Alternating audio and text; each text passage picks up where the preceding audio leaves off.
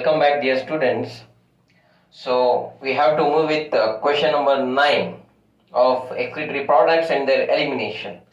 So here we have the question, which of the following groups have similar function? So here first option given is typhlozzole in earthworm, intestinal villi in rat, and contractile vacuole in amoeba. Dear students, let me tell you firstly about the first option. We will discuss about first typhlozzole. See, we know that it's a part of the intestine, alright, and it increases the surface area for absorption in case of earthworms, alright. Increases what? Increases surface area for absorption, alright. So this is about typhlozzole. Fine. So in the same option they have given also as what? Intestinal villi.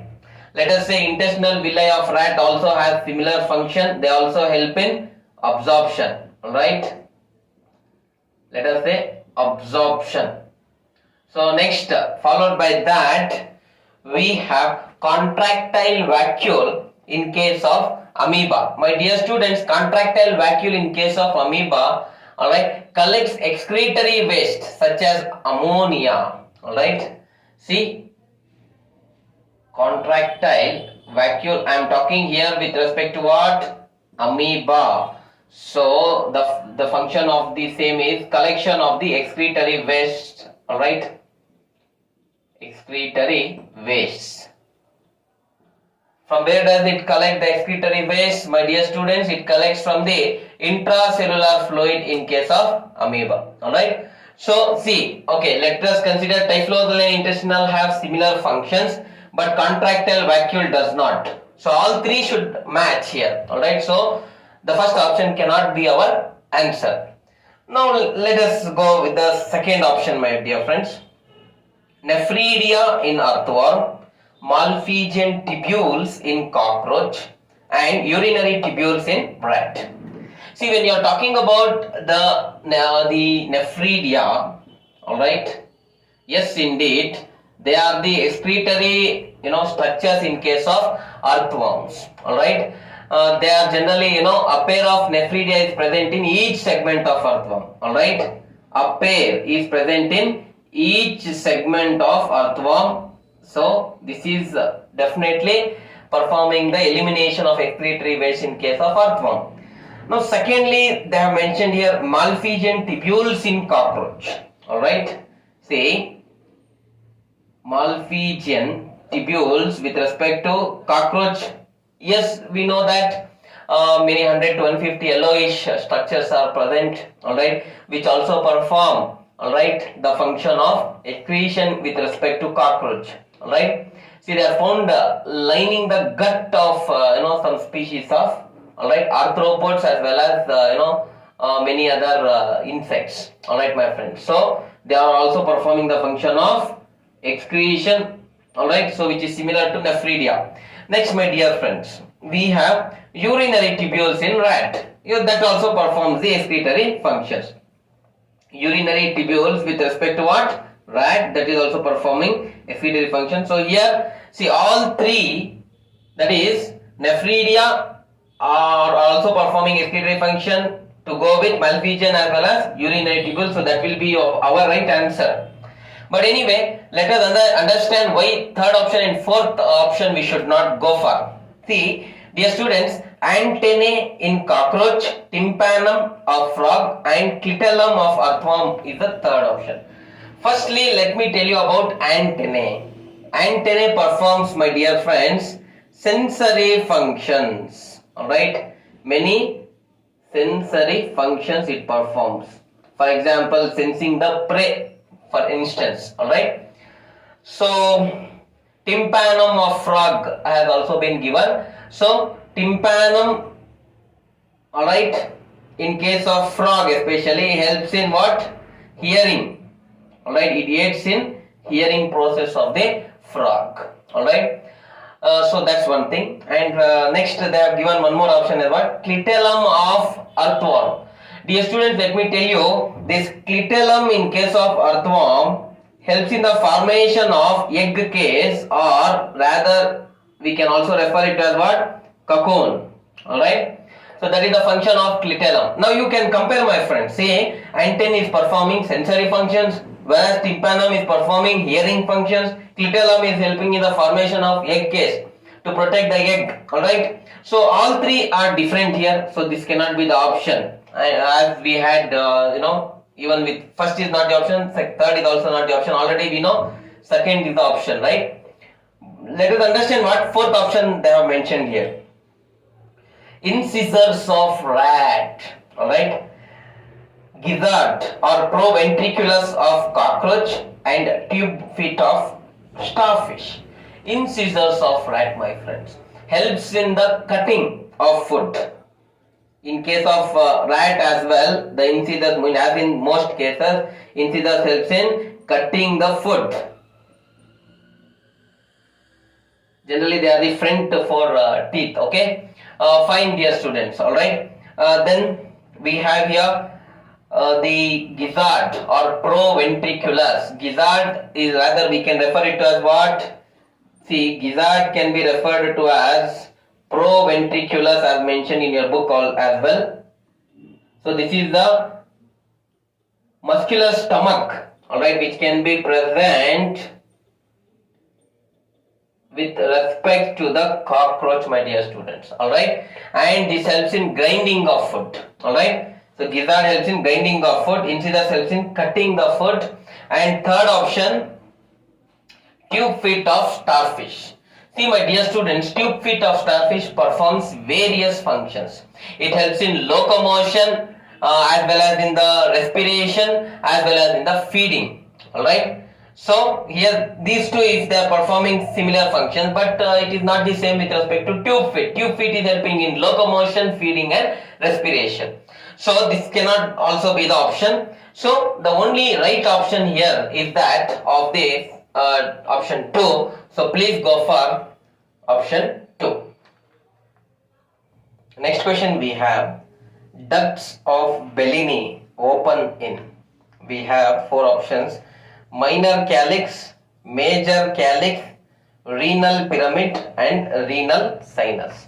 Dear students, see here when we talk about ducts of Bellini, let me tell you that they are also called as collecting ducts, alright, which we already know, alright. See, we are very well familiar with the collecting ducts, or it can also be called to as papillary ducts, right? By many names it is recognized. Now, dear students, let me tell you that when you talk about, say for example, here we have a rough structure of the nephron, alright. Here you can just refer this structure, alright.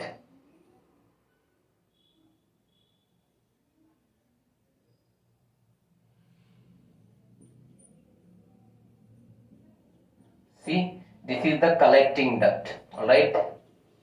Nephrons are in many lakhs, I can say, in each kidney. So they are the, what I can say here, the basic structural and functional units of our excretory system. So when you talk about this, see, this is the Bowman's capsule, my dear students. Alright, this is Bowman's capsule. This is afferent arteriole. This is efferent arteriole. Alright, and this is proximal convoluted tubule. And this is ascending loop, descending loop, and loop proper. All this together we call it as Henle's loop. Alright. And then after that we have distal convoluted tubule. Then we have the collecting duct, which is also called as ducts of Bellini. And the question here is, my dear students, where does it open? Alright. For the same, we need to understand here that when you talk about the structure of kidney, see, a rough structure, let me show you. See, here we have many pyramids, alright, We call it as renal pyramids, pyramidal structures.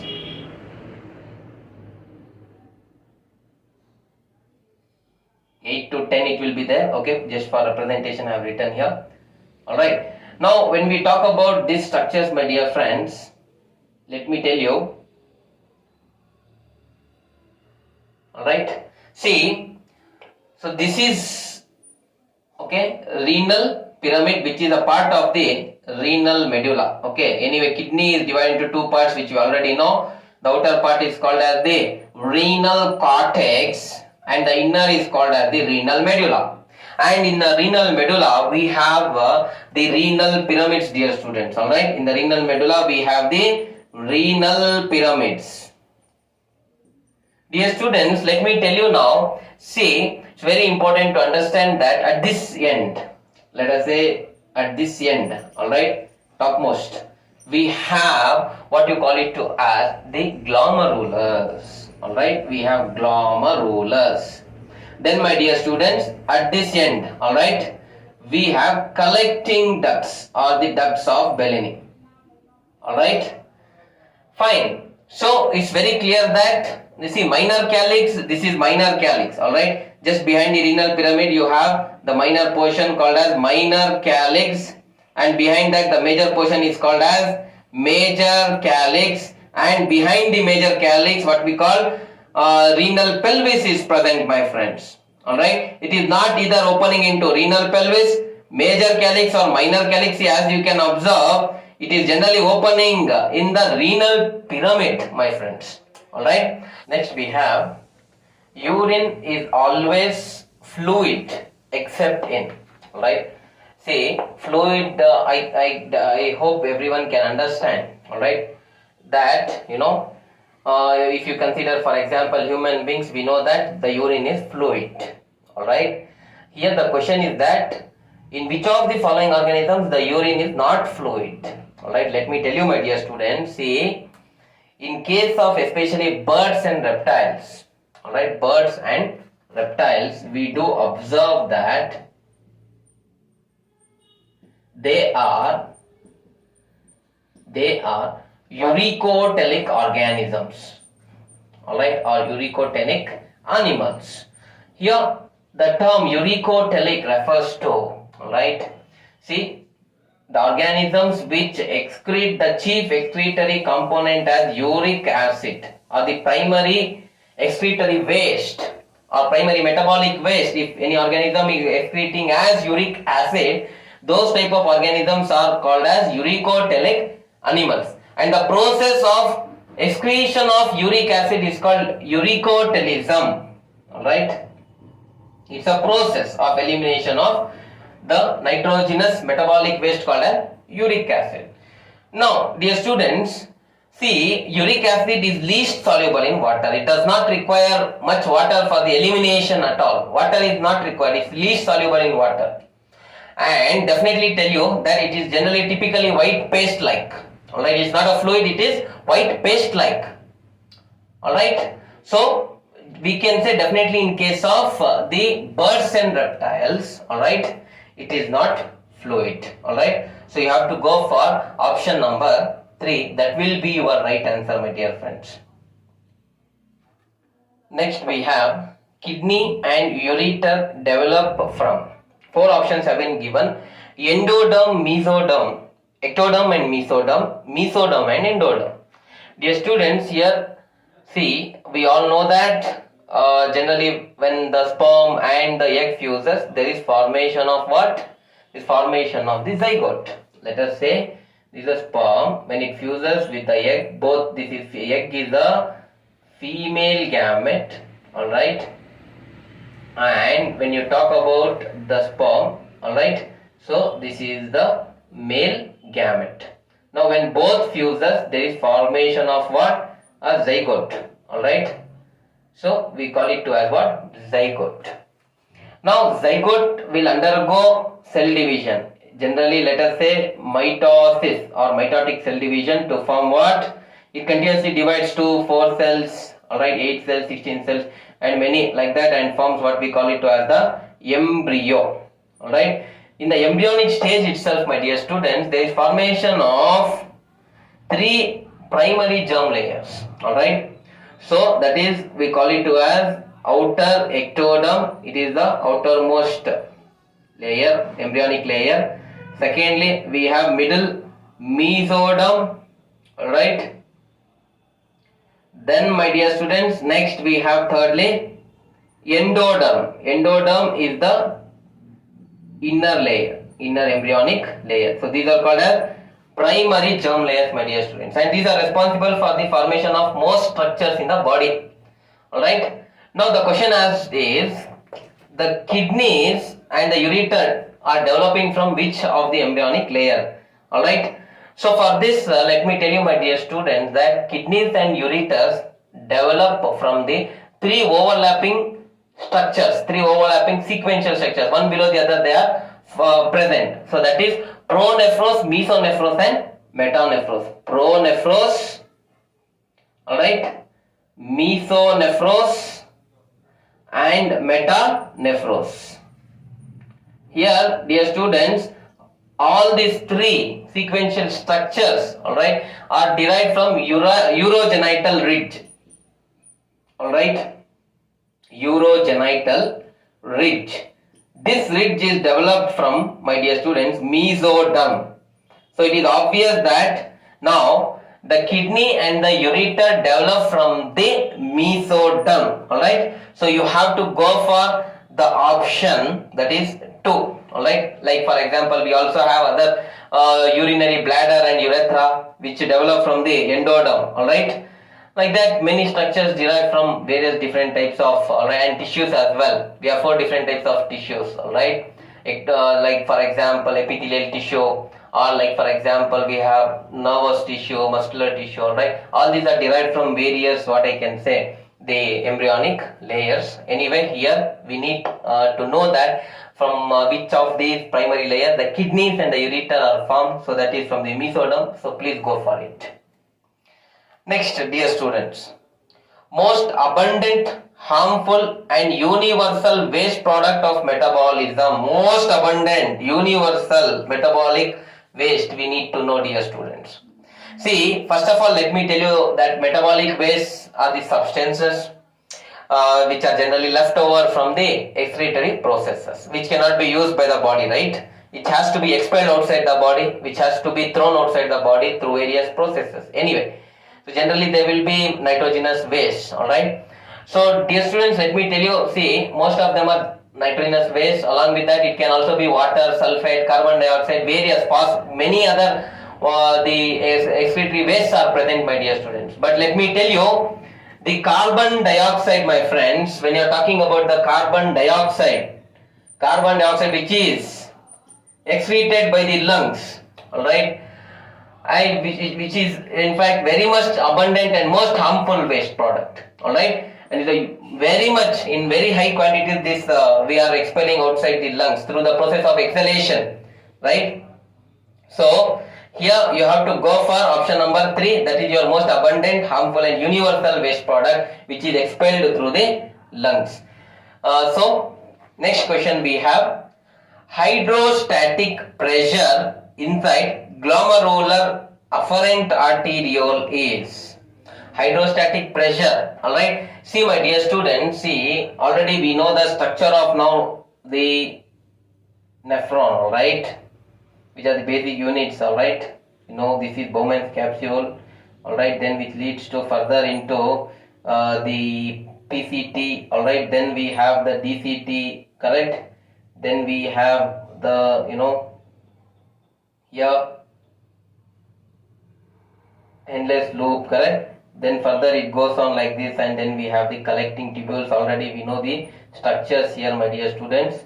So here for us what is important is now afferent arteriole, alright. See, the question asked here is very simple, alright. Hydrostatic pressure, what is the hydrostatic pressure in the afferent arteriole?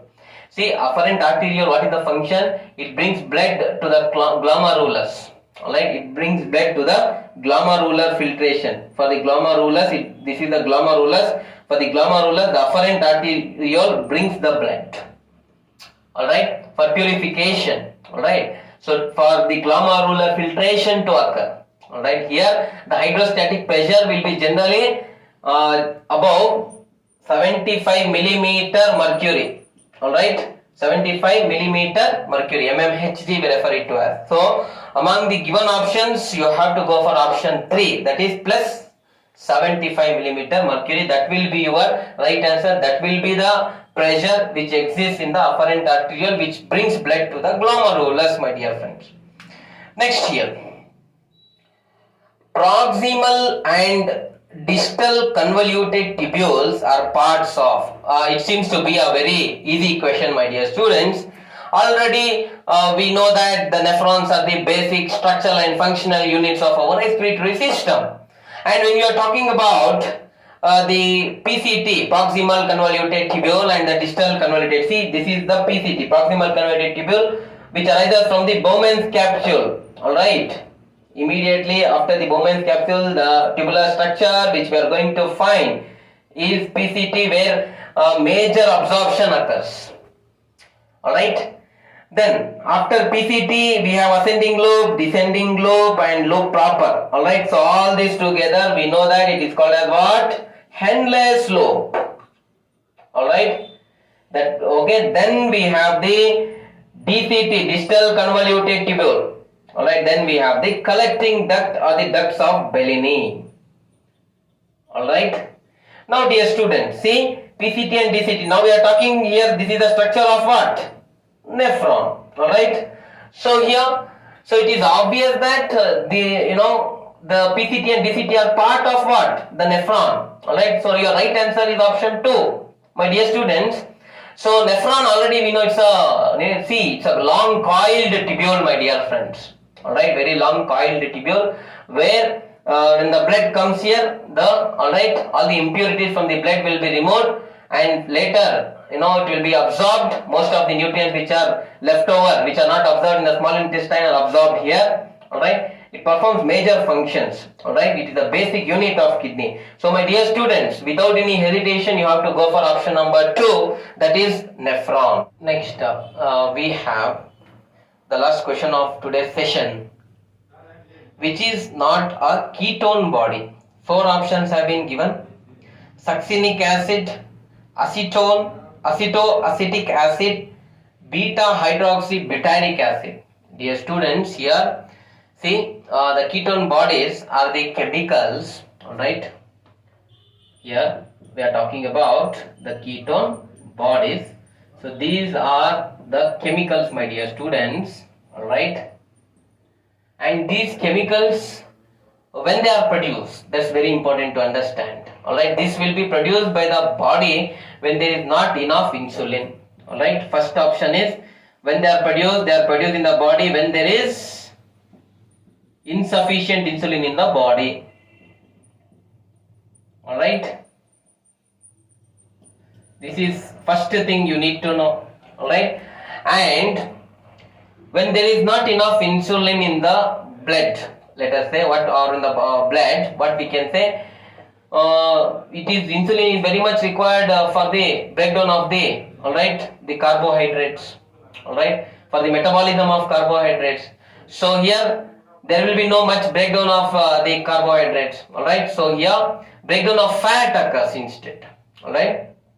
So this is very important to understand. So now what happens? The ketone bodies are here: acetone, acetoacetate, and beta hydroxybutyrate. See, the major ketone bodies which are produced in our body are acetone.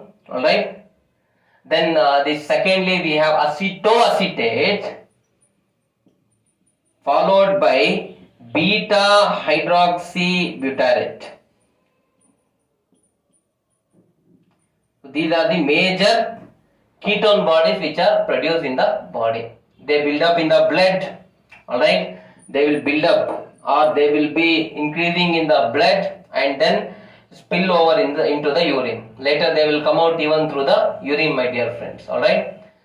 See, let me tell you that the body can get rid itself of acetone through the lungs as well. right? This acetone, the ketone body which is present now, this can be eliminated in some quantities through lungs, alright, and alright, when it is so, it will give a fruity odor. The breath will be fruity odor, alright. So I hope you understood. Ketone bodies are the chemicals, alright, that the body makes when there is, alright, not enough insulin in the blood, alright. And now what it does, in fact, and it must break down fat instead of the sugar, alright. So when there is much breakdown of the fat, alright, what happens here? Because of that, we'll have many ketone bodies formed in the blood, that is acetone, acetoacetate, and beta hydroxybutyrate. And here succinic acid, which is given, alright, here in the option 1, that is not the ketone body, my dear friends. So please go for option number 1. That will be your right answer.